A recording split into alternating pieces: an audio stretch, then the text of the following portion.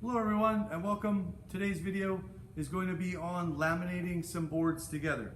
My name is Kyle Carlstead and I just want to go over a few quick things to help you out and be successful.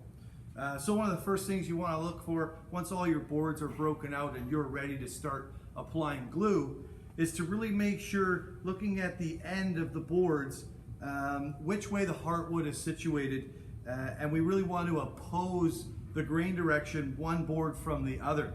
And that will just really help warpage after our panel is put together. So we're going to look at the end of our boards. I like to draw an arrow indicating which way is up and down, just so that I can make sure I'm getting the best results when I'm done.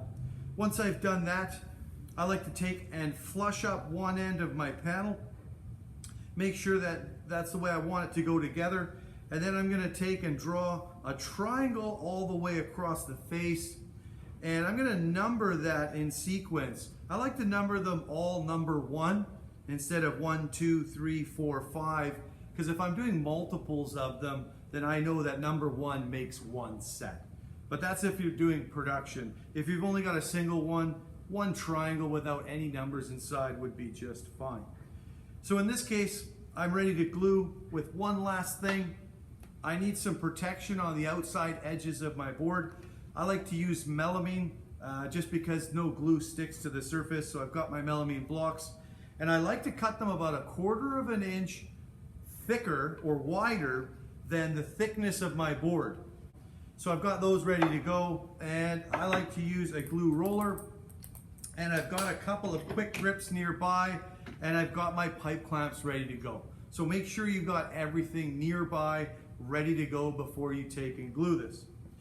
So when I take and glue this up, I'm only going to glue one edge. I'm not going to glue both edges and saturate it too much. I'm going to flip one aside, leave it over here and not touch it. The rest of them I'm going to flip straight up. And I'm actually going to take and slam them together. And from the underside, I'm going to take my quick grip clamp and just lightly pop some pressure on there.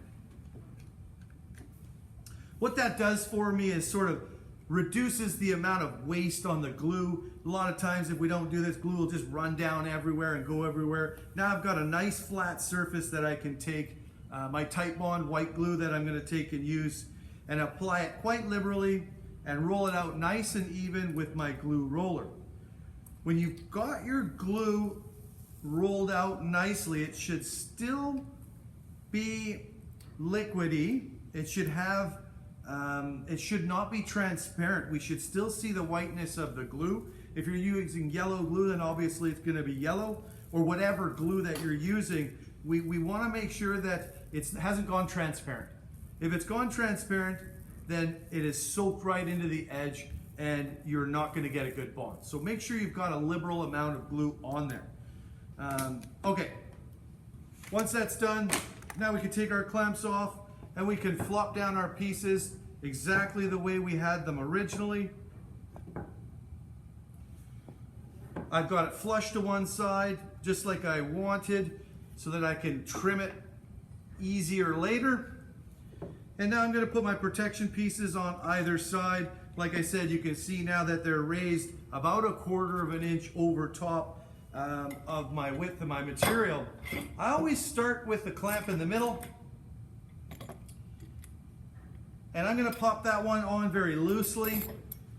The next one is going to go on the outside here, again very loosely.